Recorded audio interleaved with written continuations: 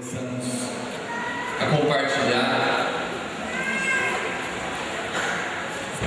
a respeito dessa mensagem, uma parte da manhã, e vimos olhando para a vida de Moisés, alguém que realmente foi usado por Deus, trazendo a libertação de uma nação. Amém? Foi um jovem que se posicionou em Deus, deu uma resposta para Deus, escolheu ser deixado, escolheu deixar a posição de filho da filha de Faraó, rompeu com todo aquele sistema em que ele vivia, que tinha toda a sua vida traçada para responder a Deus.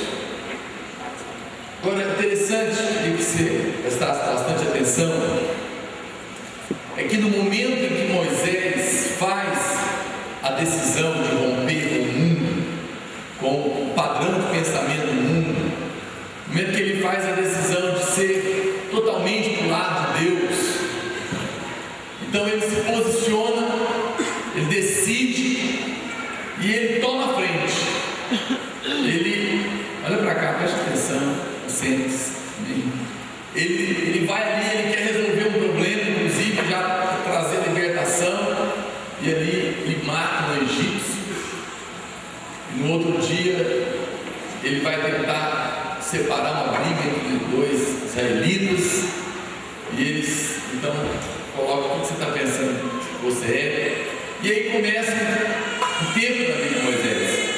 Veja, Moisés viveu uma época lá na casa do Faraó. Ele viveu, digamos assim, no topo, no ápice do mundo. Ele tinha tudo: fama, dinheiro, glória, padrão de pensamento dele, formado nas ciências do Egito. Ele tinha tudo. Aí ele decide ir para o lado de Deus, como muitos de vocês fizeram aqui hoje de manhã, aceitando um apelo para estar ao lado de Deus. Mas no momento que Moisés se posiciona para ser esse libertador, ele acha que já vai começar. Aí Deus diz para ele: você deu a sua resposta, você fez a sua parte da história, agora peraí, vai começar a minha. No momento que você se coloca para o lado de Deus, você se consagra, que você fala: Deus, eu quero viver os seus propósitos, você não se torna um avivalista no outro dia, como Moisés achou que ia ser. Ele falou: eu já me consagrei, eu decidi, então agora eu vou assumir a liderança do mover. Só que Deus falou: não, Moisés, o mover começa de uma maneira diferente do que você está imaginando. A escola que você estudou foi uma, agora você vai ter que estudar na minha. Começa agora o lado de Deus. Lembra que eu falei? A estratégia de Deus é o homem certo. Mas não adianta simplesmente eu me consagrar. No momento que você se consagra, você não se torna um pregador, você não se torna um avivalista. No momento que você se consagra, você se torna um sacrifício vivo.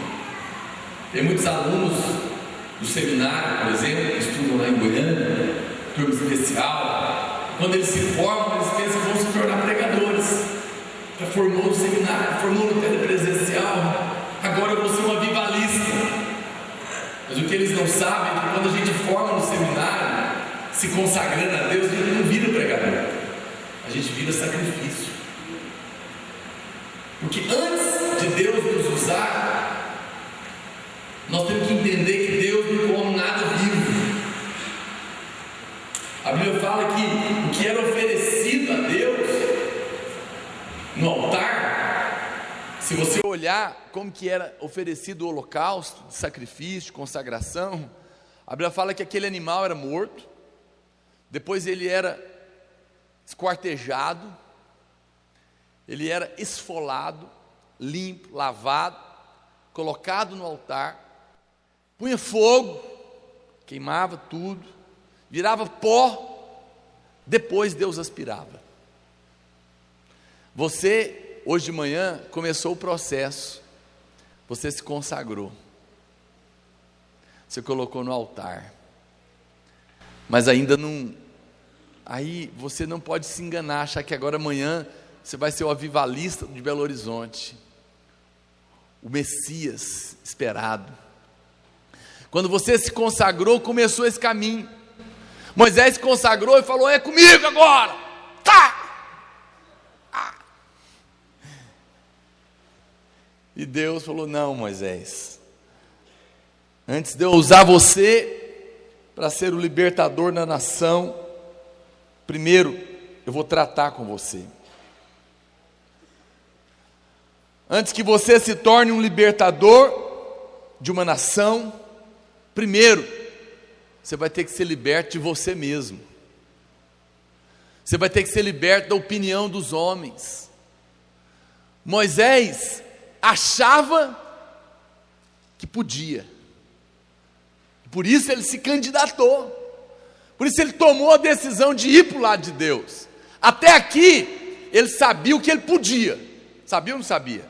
Sabia. Ele sabia que ele era bom em artes marciais, ele sabia que ele era treinado nas ciências do Egito, ele conhecia os valores de lá, ele sabia muito bem.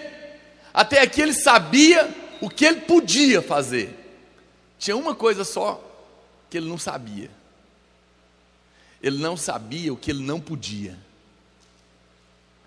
Você sabe, a primeira coisa que a gente sabe quando se consagra para Deus, a gente sabe que nós podemos fazer para Deus. Fiz cursão, fiz CTL, fiz seminário, estou pronto, eu sei o que eu posso. Aí Deus fala: agora eu vou te ensinar o que você não pode. Antes de Deus te usar, Ele tem que primeiro te mostrar o que você não pode. Moisés, você quer vencer Faraó, mas tem um inimigo que é maior do que Faraó, e enquanto você não vencer ele, enquanto esse inimigo não for derrotado na sua vida, você não pode vencer Satanás. E Moisés talvez falou: quem que é pior que esse? Quem que é pior que esse Faraó? E Deus falou: um sujeito chamado Moisés. Antes da derrota do Faraó, você vai ter que ser derrotado. Está chocado? Você fala: não, mas eu não estou em briga com Deus não, pastor. Isso é o que você pensa. O que os irmãos acham? É mais fácil ser forte ou ser fraco? Quem acha que é mais fácil ser forte? Vocês já estão tudo descolados, né? Quem acha que é mais fácil ser fraco? Ser fraco é fácil? Você está enganado. Ser fraco é mais difícil. É mais fraco quem se viu na luz de Deus, né? Você sabe, Deus não usa os fracos, mas Deus só usa os fracos.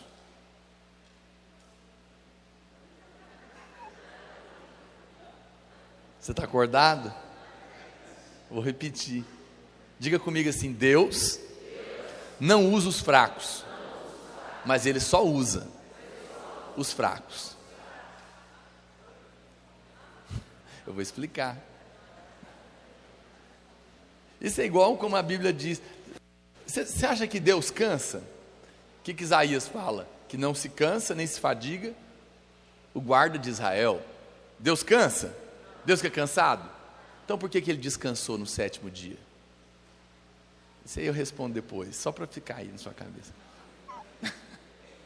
É a mesma coisa. Deus não usa os fracos, mas Ele só usa os fracos. Vou te explicar. É só quando nós terminamos que Deus começa, né? Então a Bíblia fala que quando eu sou fraco, é que eu sou forte. É quando Deus me vence que Ele ganha. Então Deus só usa os fracos diante dEle, os fracos que se quebrantaram diante dEle, os fracos que foram vencidos por Ele. Mas Deus não usa o fraco que é fraco diante dos homens. que chega lá, gente, tadinho de mim, olha eu aqui. Quer dizer, isso é ego. Se você quer ser usado por Deus, você vai ter que aprender a ser fraco diante dele, para ser forte diante do diabo.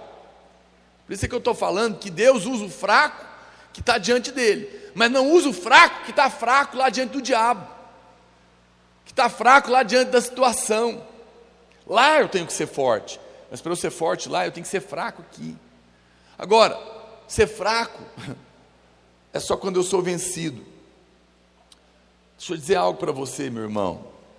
Antes de Deus fazer uma grande obra aqui em Belo Horizonte ou na nossa nação, através de mim, através de você, antes de Deus fazer uma grande obra através de nós, primeiro Ele terá que fazer uma obra em nós.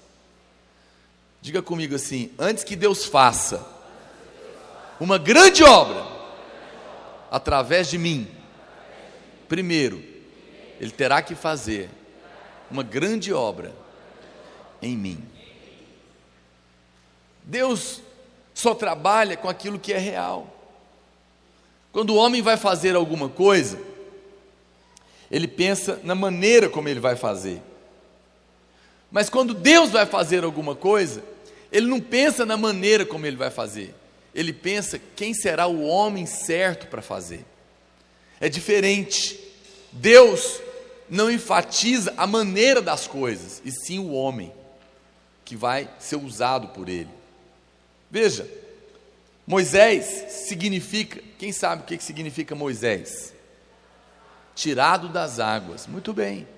Moisés foi o primeiro a ter a experiência de ser liberto através das águas. Moisés foi salvo porque a mãe dele colocou ele nas águas, e foi através das águas que ele foi liberto. Foi ou não foi? Essa foi a primeira experiência que ele teve, para que lá na frente, através das águas, Deus usasse ele para libertar a nação inteira. Antes que ele fosse usado para libertar um povo através das águas, ele primeiro teve que passar pela libertação através das águas. Isso já era profético na vida dele. Isso já era um sinal daquilo que Deus tinha para fazer. No deserto, Deus usou Moisés para conduzir e tratar com o seu povo. Foi ou não foi? Tem alguém aí? Foi. Moisés liderou o processo de Deus na vida de Israel por 40 anos no deserto. Amém?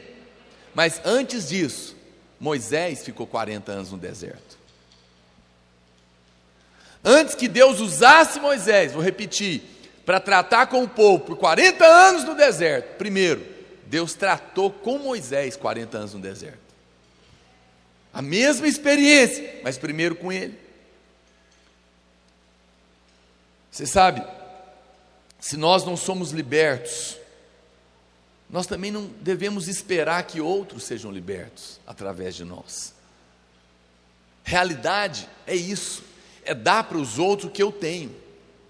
A maior libertação que eu e você precisamos de experimentar é de nós mesmos. Você é mais escravo de si mesmo do que você imagina. Nós somos escravos da nossa opinião, nós somos escravos do nosso corpo, dos nossos desejos, de tanta coisa. Moisés achou que sabia, mas agora ele tinha que aprender como convém saber. Quando ele achou que podia, ele nem sabia que não podia. E Deus teve que tratar com ele. Porque se Moisés não fosse liberto dele mesmo, da opinião dele, da força dele, do conhecimento dele, da estratégia dele, ele falou: eu sou formado, eu tenho 40 anos, estudei nas faculdades do Egito, eu sei artes marciais, eu estou preparado para libertar o povo. Moisés, na vida espiritual, não é assim. Você acha que pode, mas agora eu vou te ensinar que você não pode. Eu vou te ensinar que obra de Deus não é feita pela força do homem. Você achou que podia, mas eu tenho que te vencer, porque se eu não vencer você, você não vai vencer o diabo. Por que você não vai vencer o diabo? Porque você não vai confiar na força do meu braço. Então Moisés começa um ciclo de luta com Deus. Eu vou falar, todos nós aqui, olha para cá, todos nós estamos numa luta com Deus. Sabia? João Batista travou essa luta. João Batista foi preso. Ele viu o Espírito Santo descer como pomba sobre Jesus. Ele sabia que ele era o Messias. Ele falou: eis o Cordeiro de Deus que tira o pecado do mundo. Eu não sou digno de desatar as suas sandálias. Mas depois ele estava numa luta. Jesus não foi lá tirar ele da cadeia. Ele estava com o pescoço na guilhotina e ela desceu depois no pescoço dele. E ele, no desespero, manda lá os discípulos falar com Jesus. Escuta, vai lá e pergunta para ele se é ele mesmo. Como pergunta para ele se é ele mesmo? Você mesmo não testificou que é ele? Você não viu o Espírito Santo descendo? Você não disse que ele era o Cordeiro de Deus? Por que agora, João Batista, você está indo lá mandar checar? E Jesus fala o quê? Qual que é a resposta que ele dá? Fala para o João Batista que os cegos estão vendo, que os surdos estão ouvindo, que os mudos estão falando, os aleijados estão andando, os mortos estão sendo ressuscitados, o Evangelho está sendo pregado. Ou seja, o que ele está dizendo? Sou eu mesmo. Aí Jesus fala o seguinte, mas diz mais uma coisa para ele. Fala para ele que bem-aventurado é o que não achar em mim motivo de tropeço. Sabe por que Jesus falou isso? Porque ele estava tropeçando. Ele estava numa batalha entre ele e Deus. E Deus tinha que vencer. Porque ele tinha dito, importa que ele cresça e que eu diminua. Mas na hora de diminuir ele não queria. Porque dói diminuir. Dói morrer, dá desespero morrer. E ele estava tropeçando. Quantas vezes nós não somos assim? Eu já vi jovens se consagrarem em conferências como essa. Me lembro de uma moça que tinha um cabelo lindo, preto, liso, até aqui, rapou inteirinho, trouxe no altar, consagrou para Deus, e desviar 6 meses depois, porque estava frustrada com Deus. Estava frustrado porque Deus não fez do jeito que ela queria, na hora que ela queria. Foi testada e não tinha realidade. Eu já vi gente que parecia muito firme, até Deus chacoalhar. Pedro, você parece tão firme, Pedro. O diabo quis peneirar você, e eu orei. Eu orei por você. Eu deixei você ser peneirado. Orei para que a sua fé não desfalecesse, porque você vai ser testado. E ele foi testado e negou Jesus. Ele que dizia: eu morro por você, eu dou a minha vida por você, Jesus. Lá na conferência dos Radicais Livres de Atos, ele se consagrou. Mas depois foi reprovado, porque ele não tinha realidade. Mas Deus não desistiu de Pedro, não. Deus apenas estava ensinando, assim como ele ensinou para Moisés, que Deus não pode fazer uma obra verdadeira, genuína, se através de um povo que teve uma experiência genuína com Deus. Ou seja, preste atenção, tudo que Deus vai fazer através de mim, na vida de outras pessoas, primeiro Ele vai ter que fazer em mim. Quem está me entendendo? Se eu vou ser usado para libertar pessoas, primeiro eu tenho que ser liberto. Liberte quem, se eu não tenho demônio na minha vida mais? Liberte de mim. Eu tenho que ser vencido. Porque se eu não for vencido por Deus, Deus não vai vencer o diabo através de mim. Ele não vai ser tudo em mim. Enquanto tiver o Naor, Deus não pode agir. Deus não pode agir. Começa um processo na vida de Moisés. Depois de Deus ter vitórias contra nós, de uma maneira absoluta, então Ele poderá ter vitórias através de nós. Mas primeiro Ele tem que ganhar em nós, porque isso é realidade. O mover que nós veremos acontecer, preste atenção no que eu vou te falar nessa frase. O mover que os irmãos aqui em Belo Horizonte vão ver nessa geração será o mesmo mover que primeiro acontecerá em vocês. vocês não vão ter nada através de vocês que não tenha acontecido com vocês. Se Deus destruir a sua própria vida, o seu eu, para ser tudo em vocês, então Ele vai fazer a mesma coisa através de vocês. Se vocês não forem libertos de si mesmo, do ego, porque não foi Jesus que falou: quem quiser ser meu discípulo, o que tem que fazer? Negue-se a si mesmo, tome a sua cruz e me siga.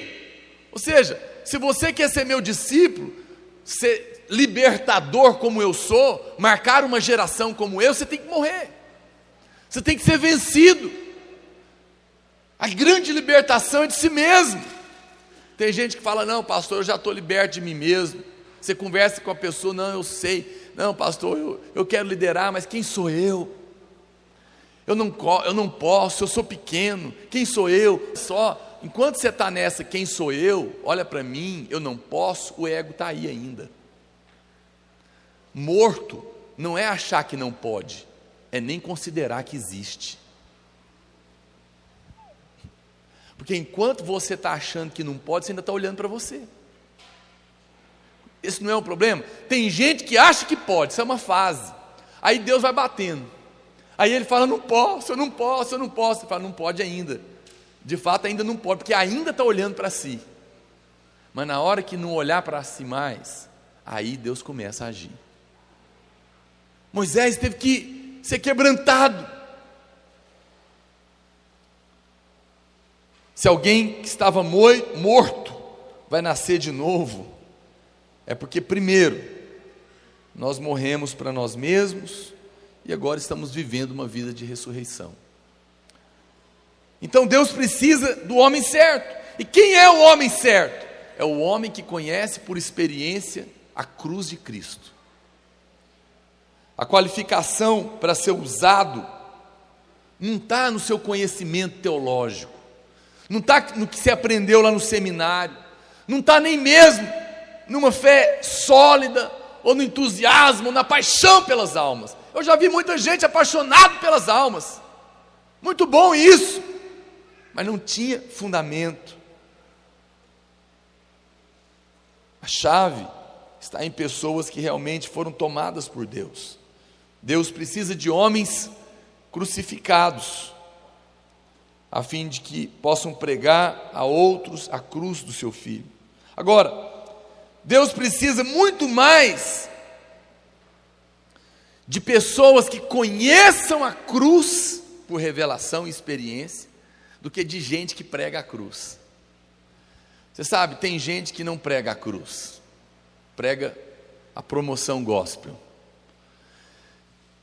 Não serve para Deus.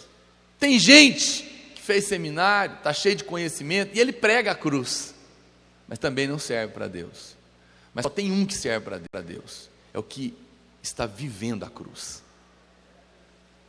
E a cruz nada mais é do que a vontade de Deus prevalecendo sobre a sua vontade.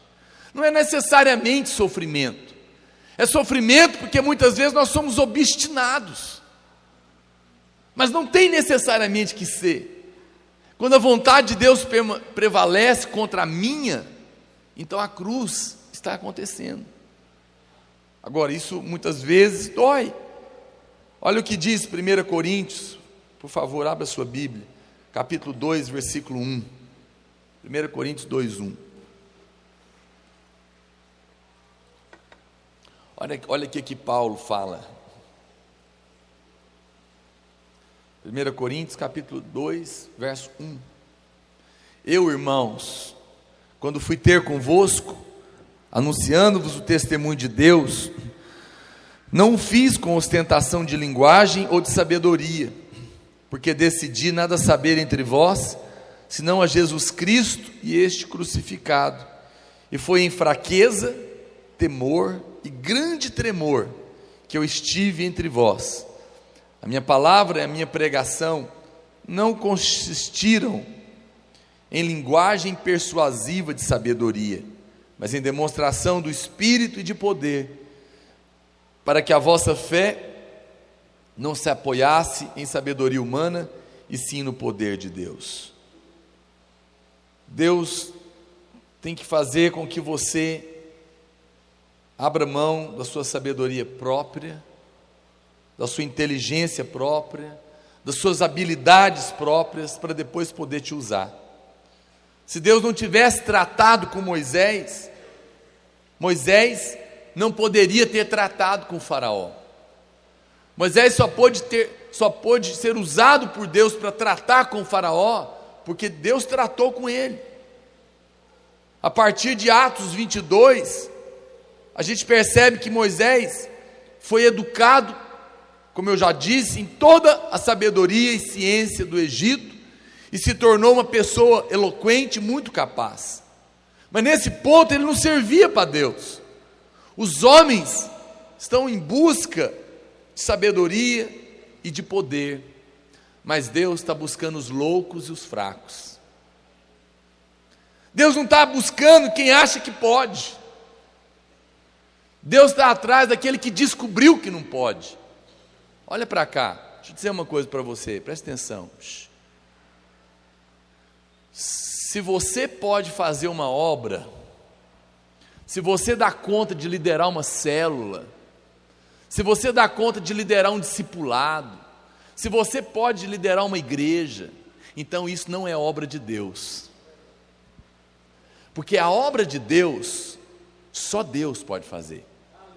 Se a obra que Deus colocou diante de você é impossível aos seus olhos, então essa é a obra de Deus. Agora, enquanto você acha que pode fazer, você não serve. Eu sei que a vida cristã é um paradoxo. Quem se humilha, será exaltado. Quem se exalta, será abatido. Quem morre para si mesmo, vai viver. Mas quem vive para si, tem que morrer. Quem com amigo não ajunta, espalha. Não é assim? É a vida cristã, são os paradoxos. Para ser útil para Deus, eu tenho que ser incapaz diante de Deus, para que Deus possa me usar. Deus só vai usar o poder dele para realizar a obra dele. Como eu falei, Moisés achou que podia, mas não sabia que Deus não precisava da ajuda humana. Ele tinha que reconhecer a sua fraqueza. Então, Deus coloca Moisés de lado, entre aspas, por 40 anos, até que o fogo natural de Moisés se acalmasse. Moisés era um crente novo, saído da turma especial, cheio de planos e de projetos. Já vi muita gente assim, certamente já fui um desses. Eu vou virar essa Belo Horizonte cabeça para baixo, deixa comigo. E aí Deus fala: muito bem, eu vou usar você, mas primeiro, vamos passear no deserto, vamos acalmar o seu fogo natural. Você ainda não sabe como é que é. Você está achando que pode, mas você ainda nem descobriu que não pode. Deus primeiro nos coloca no deserto, para nos provar, para nos humilhar, para nos testar, para mostrar o que estava no nosso coração. Te levei para lá, te deixei ter fome, te deixei passar aperto, tudo para você descobrir que não era lá essa maravilha que você achou que era. Você estava iludido a seu respeito. Antes Moisés sabia o que podia, mas agora ele ia descobrir o que ele não podia. Moisés agora sabia que ele não era nada. Aquele que ainda não reconheceu a sua fragilidade não serve para a obra de Deus. Na obra de Deus, tudo tem que passar primeiro pela morte, e só depois que ressuscita é que serve. Tudo que está vivo em nós não serve para Deus. Eu posso saber falar muito bem, eu posso ser um Silvio Santos da Porta da Esperança. Você sabe, o Silvio Santos sabe fazer o povo chorar, sabe ou não sabe? Sabe muito bem, melhor que muitos de nós aqui. ele faz as pessoas chorar, mas elas são transformadas? Não. Porque a eloquência do Silvio Santos, a estratégia que ele tem de fazer chorar é dele, é humana. Enquanto não acabar, morrer, extinguir e depois ressuscitar, não pode ser usado por Deus. Essa é a diferença de dois pregadores.